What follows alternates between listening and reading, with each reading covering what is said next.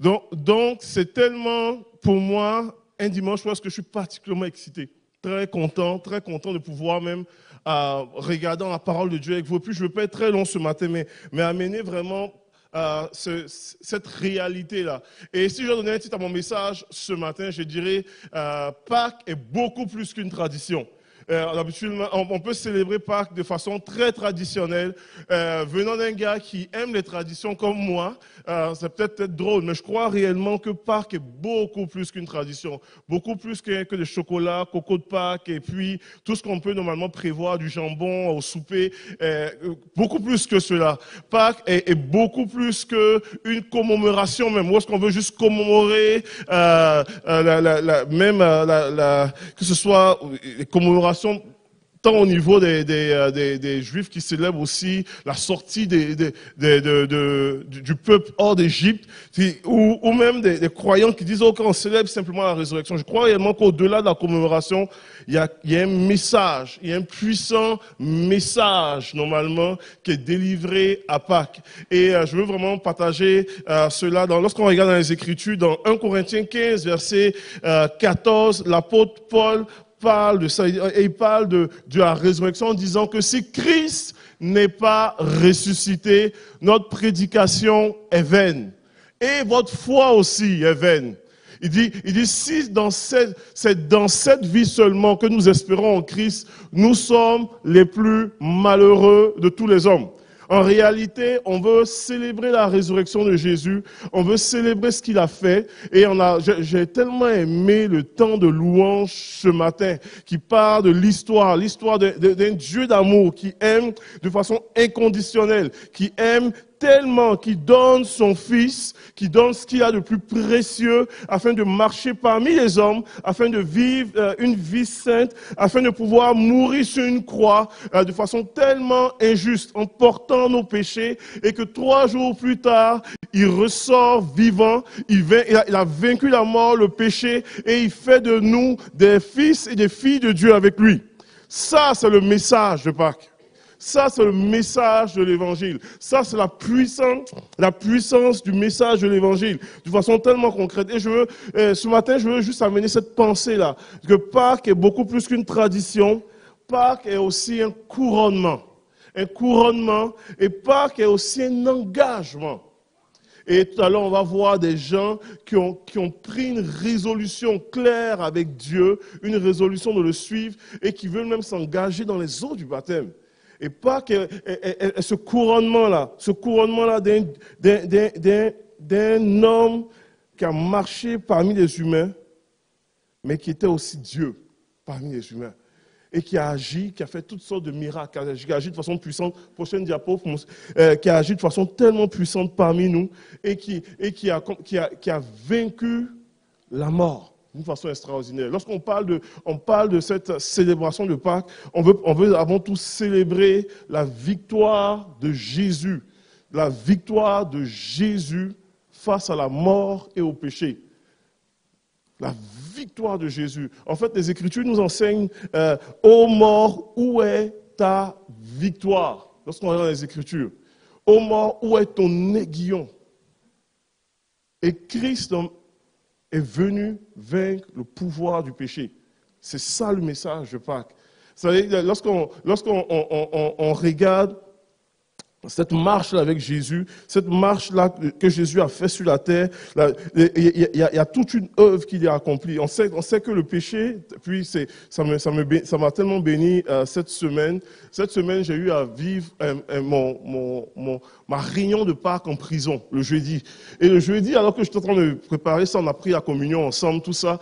Et avec certains détenus, et puis à un moment donné, il y a un détenu qui ne sont pas tellement aussi disciplinés que vous ici, ou est-ce que quand je prêche, on se tait, on m'écoute. Tu sais? Puis quand on prend la communion, on regarde, il y a un qui s'est dit, mais moi j'aimerais bien partager un peu comment est-ce que je vis la communion. Puis c'est la chose que ça fait frémir tous les pasteurs et toutes les personnes qui disent, qu'est-ce qu'il va dire? Il va scraper mon affaire.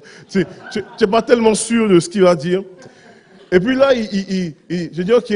Puis là, j'étais prêt à reprendre au cas où il raconte n'importe quoi.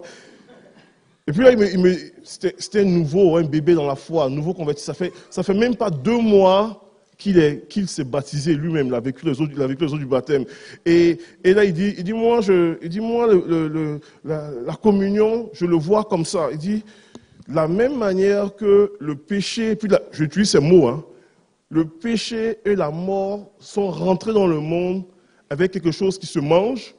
Il dit, en prenant la communion, il dit, moi j'ai l'impression que Jésus nous rappelle que lui, le pain de vie, il y a quelque chose qui... Il dit, je fais un lien, je ne sais pas comment il dit, je ne sais pas si ça fait du sens, mais je fais un lien avec Jésus, le pain de vie, qui apporte la vie, comme un petit peu quelque chose qui vient régler le problème du péché et de la mort. Puis moi, j'étais comme... Je dis, mais c'est bien. Je dis, c'est excellent. C'est exactement ce que Jésus est venu faire. C'est exactement ce que Jésus est venu faire. Il est venu régler le problème du péché et de la mort. Il est venu nous donner la victoire. En fait, Jésus est venu nous réconcilier avec Dieu. Vous savez, pour utiliser un exemple qui est très proche de nous, nous étions déconnectés avec Dieu. Vous savez, pour un gars comme moi qui vient de la Côte d'Ivoire, qui a besoin de rester en contact avec ma famille, j'ai besoin de réseau. J'ai besoin de connexion. Et j'ai mon cellulaire, j'ai besoin de FaceTimer mes frères, mes soeurs, ma famille, de les appeler. Et si je n'ai pas de réseau, si je n'ai pas de 5G, je n'ai aucun moyen d'être en connexion. Mon exemple semble un peu bouffi là, mais c'est tellement réel. Nous étions séparés de Dieu par le péché et Jésus est venu être le réseau qui nous permet cette connexion-là. Est venu normalement rétablir cette connexion-là avec Dieu. De sorte qu'aujourd'hui, ce n'est pas juste une religion, ce n'est pas juste une tradition que je vous parle, ce n'est pas juste une chimère, ce n'est pas juste des vieilles histoires passées que je parle, ce n'est pas juste normalement quelque chose qu'on le fait de façon juste folklorique dans notre société, christianisée ou christianisant, mais je vous parle d'un Jésus vivant, réel, ressuscité. N'importe quand vous pouvez dire amen à cela. Je vous parle d'un Jésus qui est puissant, je vous parle d'un Jésus qui nous donne accès à la présence de Dieu, qui rend la vie chrétienne quelque chose de réel, de viable, de vivant, d'expérience incroyable avec lui. Ce n'est pas juste quelque chose qu'on dit, on le fait de façon folklorique. On peut expérimenter une vie avec Jésus et une vie avec Dieu. Et cela, ça, c'est le message de Pâques. Quand Jésus ressuscite des morts, il vient normalement rétablir cette connexion-là. Il vient nous donner une assurance d'une vie éternelle. C'est un couronnement. Pâques est un réel couronnement. Pâques, normalement, nous rappelle cela, que Jésus vient aussi transformer nos vies. Je vous partageais de mon détenu qui m'a fait sortir la perle du pain et le vin, pour parler de la mort et la résurrection de Jésus, tout ça. Moi, je le regardais, puis j'étais extrêmement touché. Parce que ce gars-là, 11 mois plus tôt, il est en prison depuis très peu de temps. 11 mois plus tôt, il attaquait une personne, parce qu'il s'en prenait une personne d'une façon tellement violente, avec une machette. Puis on comprenait l'attaque à la machette et la personne a vécu plusieurs mutilations, le nez complètement coupé, les dents, son truc. Il a vraiment d'une brutalité, d'une violence incroyable. Vous comprenez un petit peu? 11 mois plus tôt, là il reçoit une sentence qui dépasse les 8 ans et quelques de prison. Et puis il rencontre Jésus il y a quelques mois. Puis tellement impressionnant qu'il rencontre Jésus, il est touché. Lors d'un moment de prière, tout ça, je suis avec lui là, je suis surpris de voir, et puis il n'a jamais fréquenté les églises là, surpris de le voir expérimenter le baptême du Saint-Esprit. Moi-même, il expérimente le baptême du Saint-Esprit, il se fait baptiser, changement de vie. Bien entendu, je ne vous dis pas qu'il va sortir demain matin de prison là, il a toute sa sentence à faire. Mais une vie changée, ça c'est ce que Jésus fait encore aujourd'hui. C'est ce que Jésus fait, capable de prendre des vies comme cela, toutes brisées, des gens violents, et il les transforme en citoyens Il les transforme en gens qui veulent voir leur vie changer. Ça, c'est ce que Jésus fait de façon très concrète en tant que tel. Alors, on aime les témoignages tellement puissants comme cela, incroyables. Et des fois, on s'en dit, mais moi, je suis chrétien, puis moi, j'ai l'impression que je n'ai pas une vie aussi heavy metal que ça. Puis moi, bienvenue dans le club, parce que moi aussi, j'ai accepté Jésus. J'ai grandi dans une famille chrétienne. J'ai pas eu de crise d'adolescence. J'ai pas eu de toutes ces affaires-là. Mais j'ai eu quand même besoin d'un sauveur. Encore aujourd'hui. Et si c'est dans ton cas, je veux déclarer cela dans ta vie. Je crois réellement que le message de la Pâque est un couronnement, mais le message de la Pâque aussi est aussi un engagement. Dieu s'est engagé envers nous.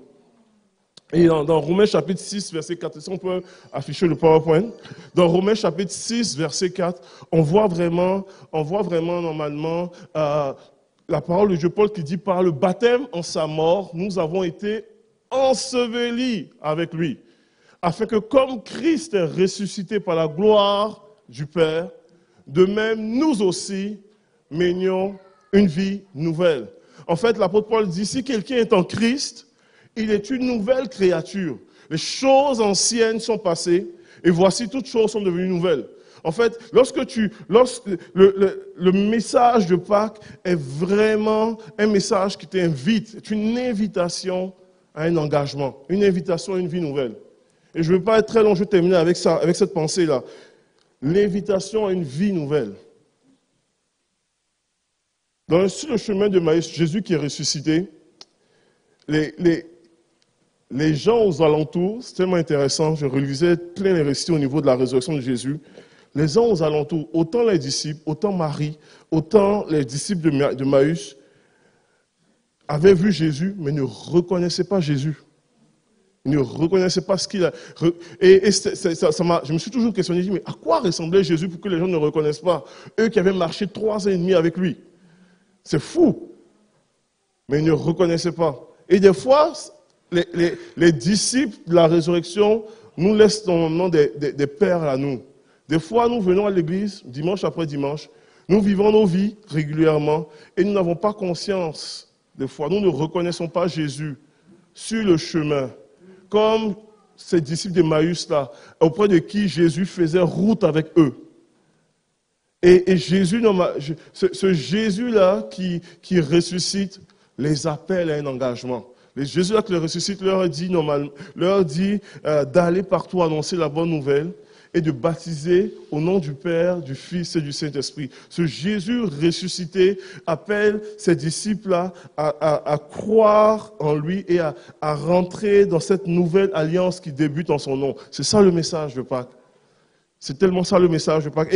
Et tout à l'heure, on veut célébrer les baptêmes de personnes.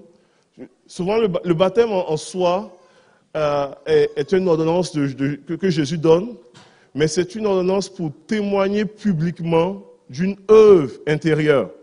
Donc ces gens-là ont vécu quelque chose dans leur vie, dans leur foi, dans leurs convictions, et ils disent, nous venons témoigner ce qui se passe en dedans de nous. Comme on n'a pas de rayon X pour voir exactement, nous témoignons par notre profession de foi que nous appartenons à Jésus. Nous témoignons avec notre profession de foi que nous suivons Jésus. Nous témoignons à travers notre profession de foi que nous choisissons de vivre le reste de notre vie pour Jésus. Et peut-être pour certains, ça va être la première fois de vivre cela. Ça va être une opportunité de pouvoir voir et de pouvoir entendre ces témoignages-là, de pouvoir voir ce que Jésus a fait dans les vies. Et 2025 ans plus tard, Jésus continue de transformer des vies. 2025 ans plus tard, il peut aussi transformer la tienne. 2025 ans plus tard, il rencontre encore des vies. Et nous joignons notre voix à une myriade de témoins, dont moi aussi, pour témoigner que moi aussi, 30 ans en arrière, Jésus a transformé ma vie. Et il va encore continuer à le faire.